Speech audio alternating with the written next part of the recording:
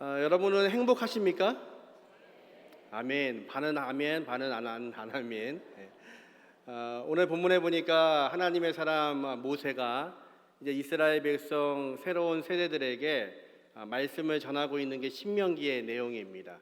이제 1세대가 광야에서 다 죽고 새로운 세대 2세대가 가나안 앞에까지 왔습니다. 이제 하나님의 사람 모세가 그들을 지파별로 축복을 하고, 그리고 우리가 마지막 읽은 본문처럼 전체를 축복하는 내용입니다. 그런데 모세가 뭐라고 축복하냐면, 너는 하나님의 너는 행복한 사람이라고 축복합니다. 옆에 분하고 인사하겠습니다. 당신은 행복한 사람입니다. 당신은 행복한 사람이십니다. 모세는 이렇게 행복을 이야기합니다. 저는 행복했던 기억을 어릴 때에 이런 추억이 있습니다.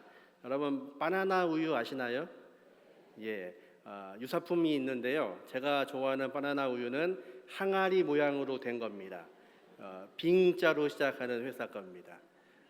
이 바나나 우유는 언제 먹으면 제일 좋으냐면요, 목욕 끝나고. 어릴 때는 목욕탕 가는 거 싫어하죠. 목욕탕 가면 뜨거운 물에도 들어가야 되고 또 때도 밀어야 되고. 근데 거기 가서 목욕을 하고 나서 온갖 고난과 시련을 다 극복하고 나면 상으로 주어지는 게 그 바나나 우유였습니다. 그걸 먹을 때 참 행복했던 기억이 납니다.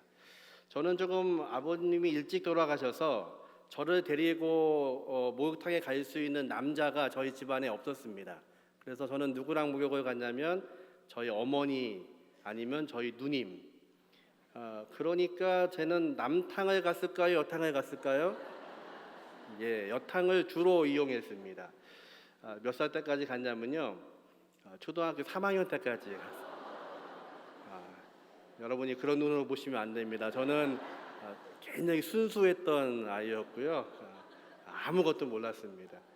근데 나이가 먹으니까 어떻게 하냐면 아침 일찍 가는 겁니다. 사람 없을 때. 그리고 구석에 앉혀놓고 절대 움직이면 안 되는 겁니다.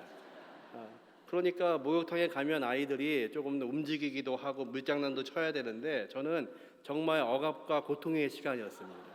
그 시간이 끝나면 대신 바나나 우유가 주어진 거죠.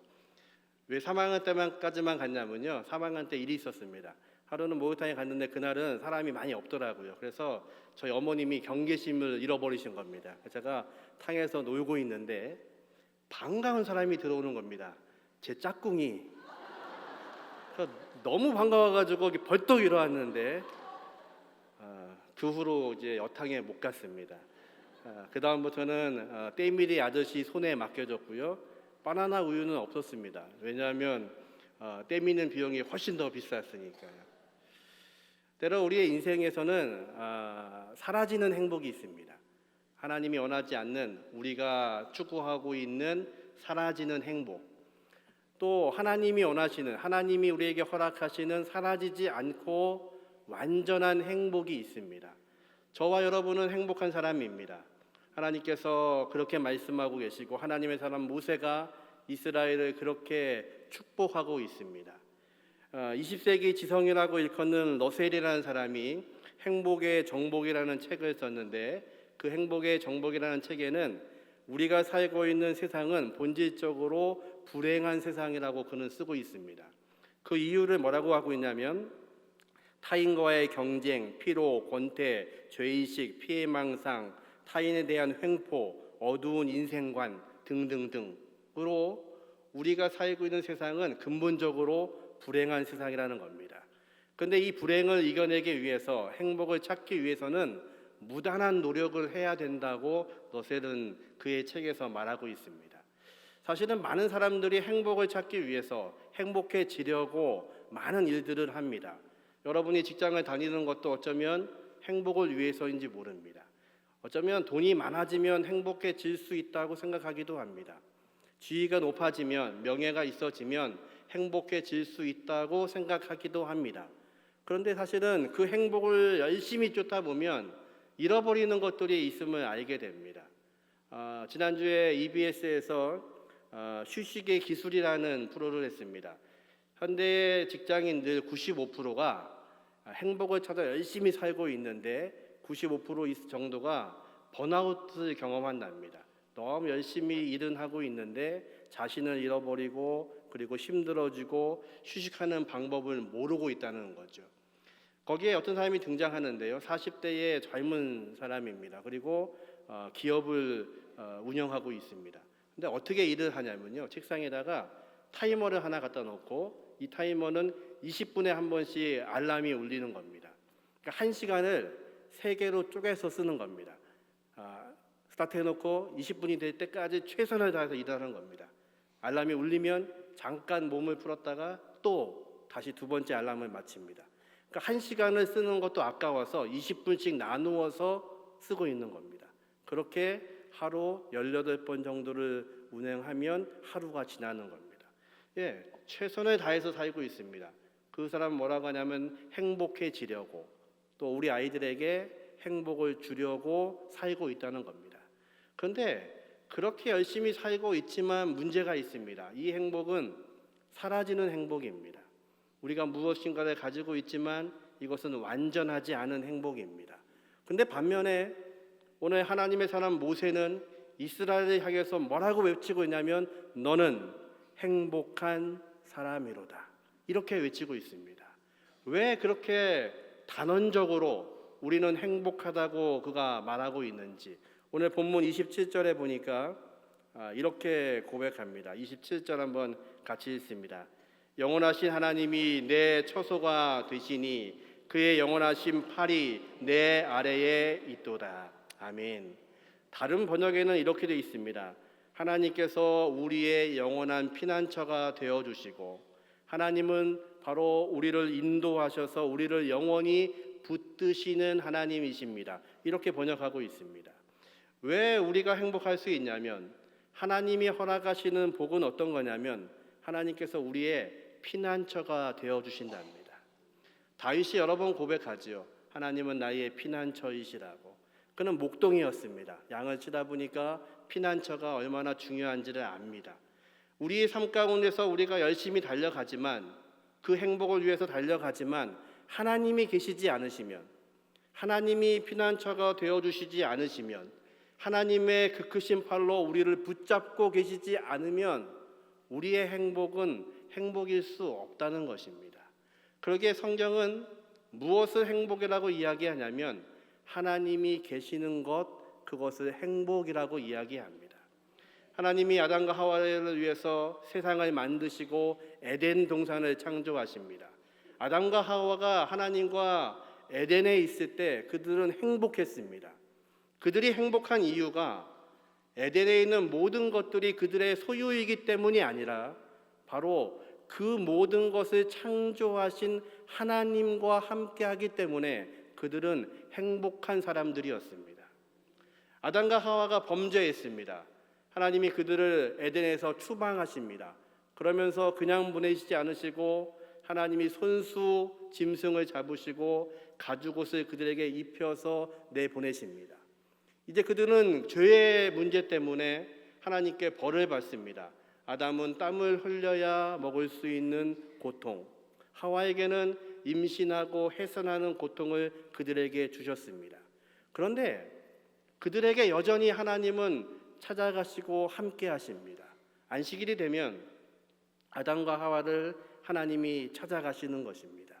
지금 에덴을 잃어버린 아담과 하와, 그럼에도 불구하고 그들은 왜 행복할 수 있을까요? 하나님이 함께 하시기 때문에 그렇습니다. 그러기에 행복은 어떤 조건이 아닙니다. 무엇을 많이 가지고 있는 것 아닙니다. 지식을 많이 가지고 있는 것 아닙니다. 명예를 많이 가지고 있는 것 아닙니다. 세상은 그것이 행복이라고 이야기하고 그것을 쫓아서 살아갑니다. 하지만 그것은 언젠가 사라지는 것입니다. 없어지는 것입니다. 하나님께 갈 때에 다 놓고 가는 것입니다. 교회의 추상이 참 많지요. 제가 연말 때마다 들어가서 같이 염을 합니다. 그런데 가만히 보면 제가 지금까지 돌아가신 모든 분들을 볼 때 돌아가실 때 무엇인가를 가지고 가시는 분 한 분도 뵌 적이 없습니다. 우리가 그토록 쫓고 있는 것, 바라고 있는 것, 그것들은 언젠가는 이 땅에 놓고 가야 되는 것, 언젠가는 없어지는 것, 언젠가는 그 가치가 변하는 것, 그것을 우리는 행복인 줄 알고 따라갑니다. 하지만 하나님의 사람 모세는 이스라엘에게 이렇게 말합니다. 너는 행복한 사람이로다. 왜냐하면 하나님이 우리와 함께 하시기 때문에 그들은 행복한 백성이었고 그들은 행복자였다고 말씀하십니다. 저와 여러분은 행복자입니다. 저와 여러분은 행복한 사람입니다. 왜냐하면 이 시간도 우리 하나님이 우리와 함께 하여 주시고 우리의 예배 가운데 함께 하여 주시고 우리의 인생 가운데 동행하여 주시고 인도자가 되어 주시기에 저와 여러분은 행복자인 것을 믿으시기 바랍니다. 옆에 분하고 인사하겠습니다. 당신은 행복한 사람입니다.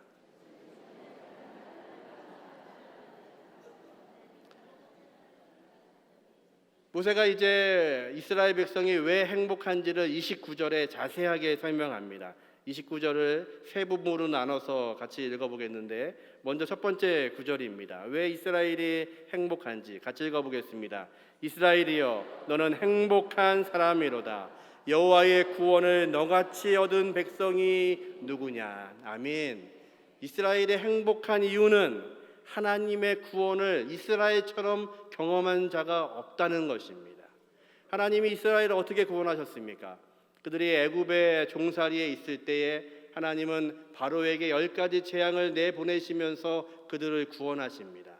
첫 번째 유월절 있었던 그날 밤, 애굽의 모든 장자가 죽는 그 밤, 이스라엘 사람들은 한 명도 죽지 않고 하나님의 보호 가운데 있었습니다.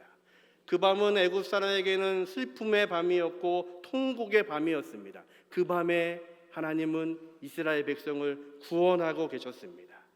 그들이 어떻게 광야에 나왔습니까? 그들 앞에 홍해가 가로막혀 있음에도 불구하고 하나님은 그 홍해를 가르시고 자신의 백성을 구출하셨습니다.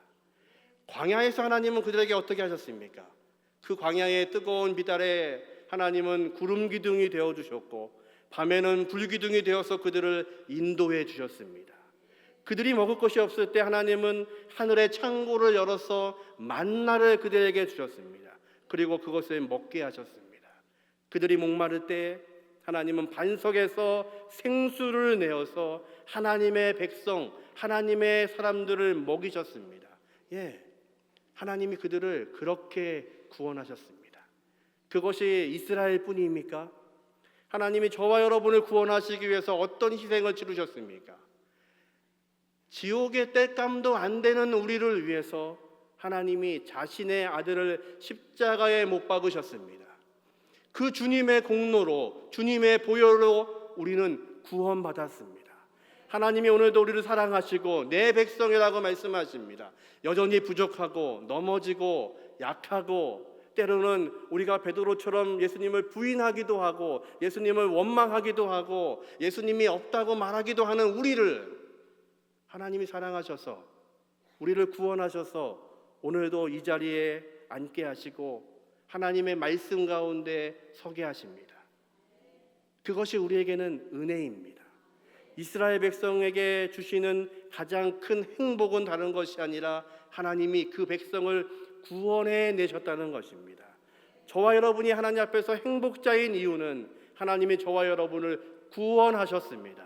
하나님의 백성으로 삼아주셨습니다. 하나님의 자녀가 되게 하여 주셨습니다. 그리고 하나님의 모든 권세를 우리에게 허락해 주셨습니다. 그러기에 이 아침에 우리는 그 하나님을 찬양하고 그 하나님께 영광 돌릴 수밖에 없는 인생인 것을 믿으시기 바랍니다. 이스라엘 백성이 왜 행복자입니까? 29절 중반절에 보니까 같이 읽습니다. 그는 너를 돕는 방패시요 내 영광의 칼이시로다. 아멘. 하나님이 우리의 방패가 되어주신답니다. 방패는 뭐에 쓰는 거죠? 전쟁터에서 군인들이 쓰는 겁니다. 전쟁을 마치고 들어와서 방패를 내려놓고 무장을 해제하고 방패를 보니까 그 방패에 조금 전 싸웠던 전쟁의 흔적이 있습니다. 칼 자국도 나 있을 것이고 도끼 자국도 나 있을 것이고 화살도 한 2개쯤 꽂혀 있을지 모릅니다. 그러면 그 군인은 무슨 생각을 할까요? 오늘 이 방패가 아니었으면 내 왼쪽 팔은 지금 없겠구나. 이 방패가 아니었으면 나는 지금 요단강을 건너고 있겠구나. 예, 다윗이 고백합니다. 여호와는 나의 방패시다. 나의 보호자가 되신다. 그것이 다윗의 고백입니다. 왜 우리가 행복자입니까? 하나님께서 우리의 방패가 되겠다고 약속하십니다. 우리 삶 가운데 항상 좋은 일만 있는 거 아닙니다. 우리의 교회 가운데 항상 좋은 일만 있는 거 아닙니다. 그래서 항상 우리는 근심할 때가 있고 염려할 때가 있습니다. 때로는 두려울 때가 있습니다. 그런데 참으로 감사한 것은, 우리가 행복한 것은 하나님께서 우리의 방패가 되어주시겠다고 말씀하십니다. 내 옆에 누군가 든든한 사람이 한 명만 서 있어도 든든한 게 우리 인생입니다. 그런데 하나님께서 내 방패가 되어서 나를 보호하시겠다고 말씀하십니다. 그 하나님이 저와 여러분의 영원하신 하나님이신 것을 믿으시기 바랍니다. 그러기에 저와 여러분은 행복자입니다. 그뿐만 아니라 하나님의 영광의 칼이 우리에게 있다는 것입니다. 하나님이 우리에게 영광의 칼을 주셨습니다. 무엇입니까? 하나님이 우리에게 말씀하시는 것입니다. 이 아침에 우리의 행복은 무엇입니까? 하나님의 말씀을 들을 수 있다는 것입니다. 하나님의 말씀이 우리에게 있다는 것입니다. 하나님은 오늘도 말씀으로 우리에게 역사하십니다. 우리에게 이 말씀을 통해서 우리가 어떻게 살아야 할지를 제시하시고 조명하시고 그리고 우리에게 당부하십니다. 그 하나님의 능력이 우리에게 있기에 하나님이 우리의 방패가 되어주시고 우리의 능력의 영광의 칼이 되어주시는 하나님이시기에 하나님의 사람 모세는 이스라엘을 향해서 너희는 행복한 사람이라고 말하고 있습니다. 저와 여러분은 행복한 사람인 줄 믿습니다. 하나님이 우리를 오늘도 보호하시고 오늘도 말씀으로 인도하여 주시고 그 말씀대로 살 때에 하나님이 약속하신 놀라운 귀한 복들이, 하나님의 행복이 우리의 복이 되게 하시는 은혜가 있기를 주님의 이름으로 축원합니다. 마지막으로 29절 하반절에 이스라엘의 행복자임을 이렇게 고백하십니다. 같이 읽습니다. 내 대적이 내게 복종하리니 내가 그들의 높은 곳을 밟으리로다. 아멘. 하나님께서 우리의 대적을 하나님께서 처리하신답니다. 사단 마귀는 여전히 우리를 괴롭힙니다. 하지만 사단 마귀는 이미 죽은 존재입니다. 주님이 십자가에서 죽으심으로 원수 사단 마귀를 이기셨습니다. 그럼에도 불구하고 사단은 아직도 우리를 괴롭힙니다. 그런데 이 모든 원수를 멸하시는 분이 하나님이시라고 말씀하십니다. 그러기에 우리의 인생은요, 점이 찍혀있는 인생입니다. 어떤 점이요? 하나님이 우리를 보호하시고 점, 하나님이 우리와 함께하여 주시고 점, 우리의 인생 가운데 동행하여 주시고 점, 끝까지 우리와 함께 하실 것이고 점, 그리고 하나님의 나라까지 인도하실 분이시고 점. 우리는 이미 점이 찍혀 있습니다. 여러분은 되돌릴 수 없으십니다. 돌아갈 수 없습니다. 죄송한 얘기지만 여러분은 아무리 노력하셔도 지옥에 가실 수 없습니다. 서운하시지는 않으시죠? 한 번은 전도하러 갔는데 노부부를 전도합니다. 할아버지는 전혀 들으실 적을 안 해서 집사님 한 분이 모시고 밖으로 나갔고 할머니를 같이 전도했습니다. 복음을 설명하고 또 예수를 믿으시겠냐고 그랬더니 할머니가요, 정말 기쁜 마음으로 내가 예수를 영접하겠다고 기도를 마쳤습니다. 마치고 났더니 밖에 있던 집사님이 그 할아버지하고 계속 얘기를 하신 겁니다. 그리고 복음을 전하신 겁니다. 그랬더니 할아버지도 믿겠다고 하셨다는 겁니다. 그러니까 너무 기쁜 마음으로 할아버지하고 집사님이 들어오셨습니다. 그런데 갑자기 금방 예수 믿겠다는 할머니 얼굴이 하얘지시는 겁니다. 그리고 저한테 금방 내가 예수 믿기로 한 거 물려달라는 겁니다. 왜요? 저 인간이 평생 나를 괴롭혔는데 그 천국이 좋다고 하니까 또 따라간다고 하면 나는 안 가겠다는 겁니다. 저 인간만 보내라는 겁니다.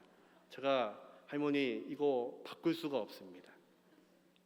저와 여러분의 인생은 이미 마침표가 찍혀져 있습니다.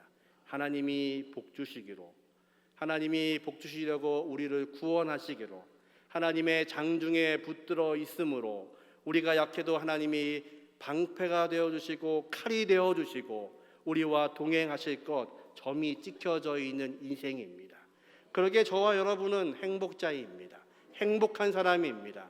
하나님이 우리를 버리지 않으시고 여전히 함께 하실 것이고, 때로 우리가 약하고 넘어지고 힘들 때에도, 때로 우리가 교회를 위해서 기도할 때 눈물이 날 때에도 여전히 하나님은 인도하실 것이고, 하나님의 계획 가운데 함께 하실 것이고 동행하실 것이고, 우리를 위로하시는 분이 하나님이신 것을 믿으시기 바랍니다.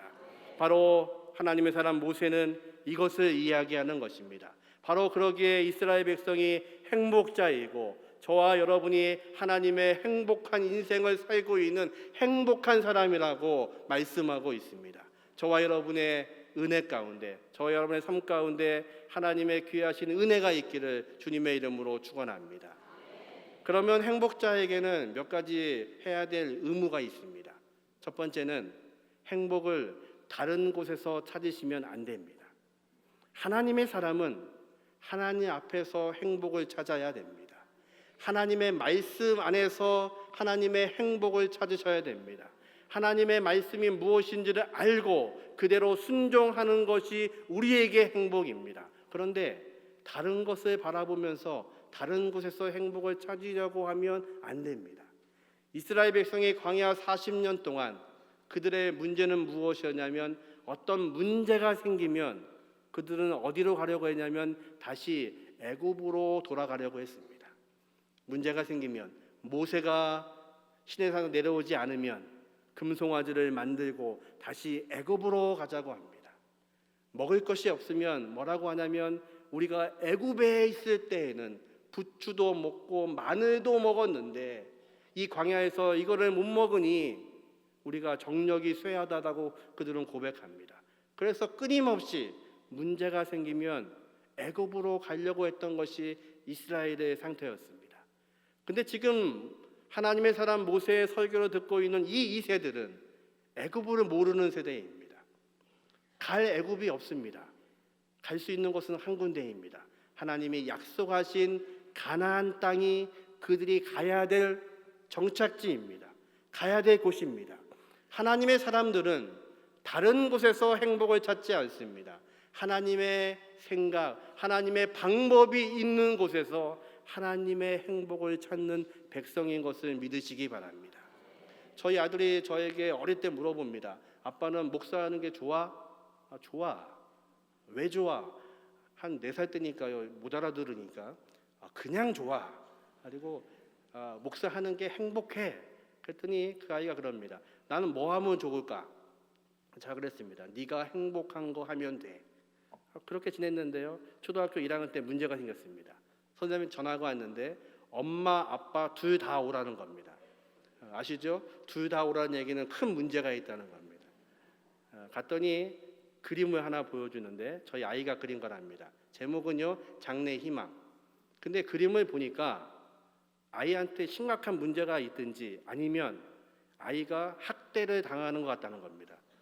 학대를 하면 누가 하는 거죠? 엄마 아니면 아빠가 하는 거잖아요. 그래서 심각하다는 겁니다. 그림을 봤더니 그림이 이렇습니다. 장래 희망인데 일단 아이가 자기 일을 그렸는데 시커먼 옷을 입고 있습니다. 그리고 오른손에 벽돌 한 장을 들고 있는 겁니다. 더 심각한 건 뒤 배경입니다. 무덤이 여러 개가 있고요. 그러니까 무덤 앞에서 벽돌을 들고 있는 겁니다. 그 앞에 사람들이 막 울고 있습니다. 아마도 예상하기인데 그 벽돌로 때려친 게 아닌가. 선생님은요, 심각하다는 겁니다. 그러니까 집에 가지고 와서 아이를 불렀습니다. 너 오늘 장래 희망 그렸다며? 장래 희망이 뭐야? 나 목사 될 거야. 그 그림이 뭐냐? 그랬더니 아빠 맨날 교회 갈 때 검은 옷 입고 나가잖아. 손에 든 건 뭐야? 아빠 그 시커먼 성경책. 벽돌이 아니었습니다. 그 뒤에 있는 무덤은 뭐야? 아빠 매일 나가면서 뭐하러 가냐 하면은 교회 할머니 돌아가셨다고 산에 가야 된다고. 할아버지 돌아가셨다고 산에 가야 된다고. 그래서 목사는 산에 가는 건가 보다라고 생각했답니다. 그래서 아빠가 얼굴이 좋은가 그런 생각했답니다. 여러분, 행복은 어디 있냐면 하나님이 원하시는 곳에 있습니다. 하나님의 행복은 변하지 않습니다. 우리에게 당부하시고 우리를 부르시는 하나님의 행복, 하나님의 자리, 그곳으로 나가는 것이 저와 여러분에게 행복인 것을 믿으시기 바랍니다. 다른 곳에서 찾으면 안 됩니다. 하나님의 생각 가운데 행복을 찾으시는 저와 여러분 되시기를 주님의 이름으로 축원합니다. 또 하나 행복자가 해야 될 게 있습니다. 여러분의 영혼을 위로하셔야 됩니다. 지난주에 봤던 EBS 휴식의 기술에서 거기 나온 사람들에게 묻습니다. 당신은 행복합니까? 거기 나온 여러 사람의 직업이 있습니다. 교사를 하다가 번아웃 돼서 교사를 그만둔 사람이 있고, 사업을 하다가 번아웃이 돼서 못하고 있는 사람이 있습니다. 프리랜서인데 열심히 일하다가 지쳐서 그 프로에 나온 사람이 있습니다. 그들에게 물어봤습니다. 당신은 좋은 선생님입니까?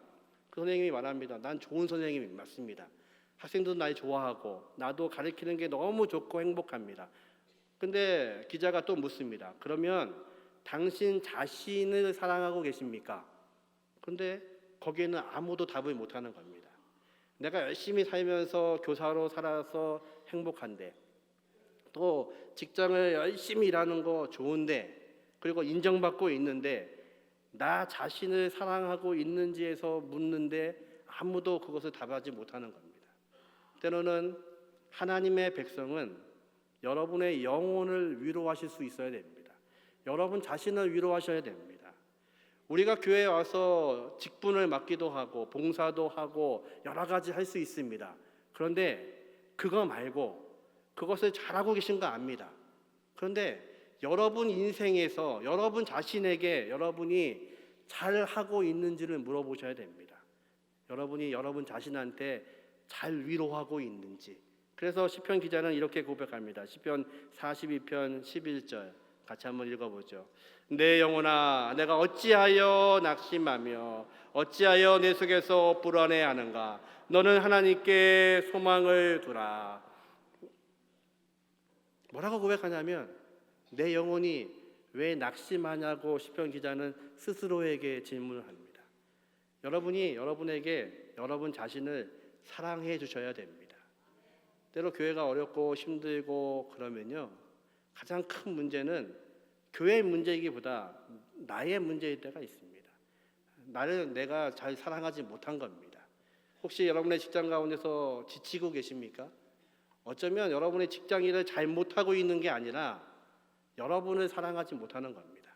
하나님이 나를 사랑하셨는데, 하나님은 나를 위해서 오늘도 위로하시고 권면하시는데 내가 나를 위로하지 못한 겁니다.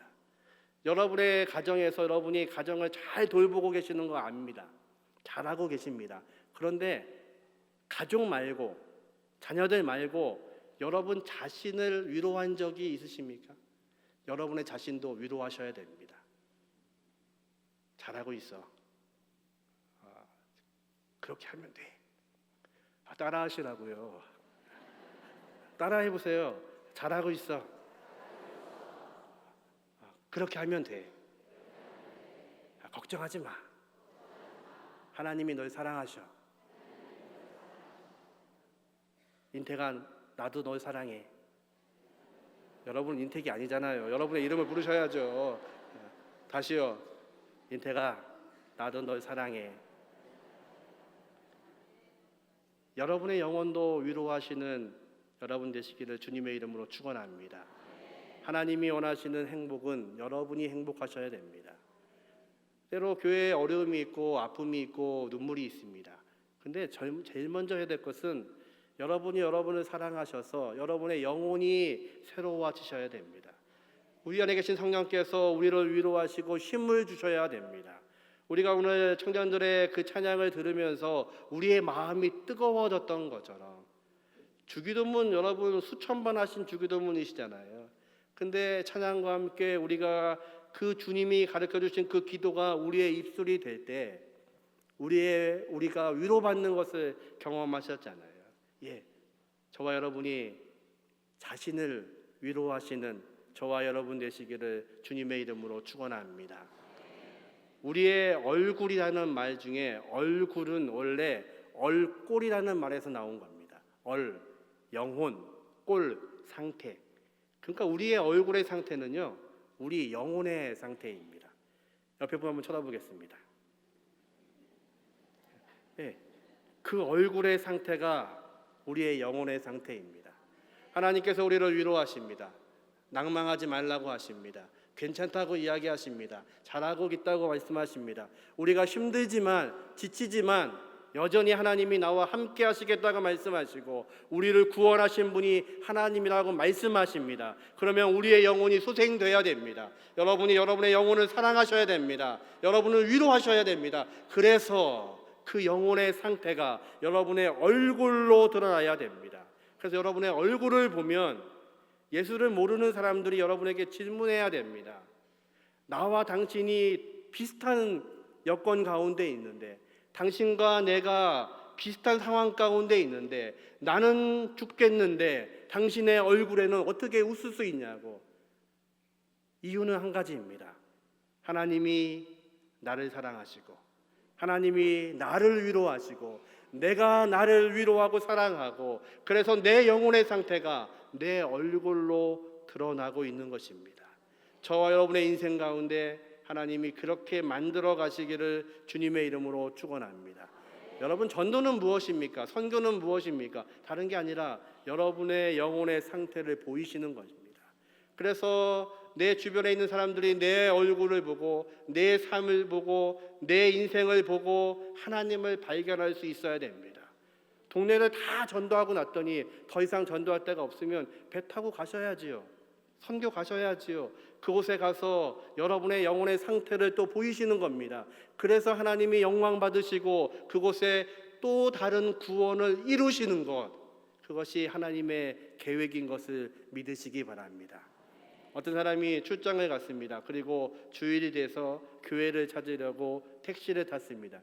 그리고 기사님께 이렇게 말했습니다. 기사님이 알고 계시는 제일 좋은 교회 데려다 주십시오. 그랬더니요, 기사가 두 번도 생각하지 않고 어떤 교회 앞에 딱 세워줬습니다.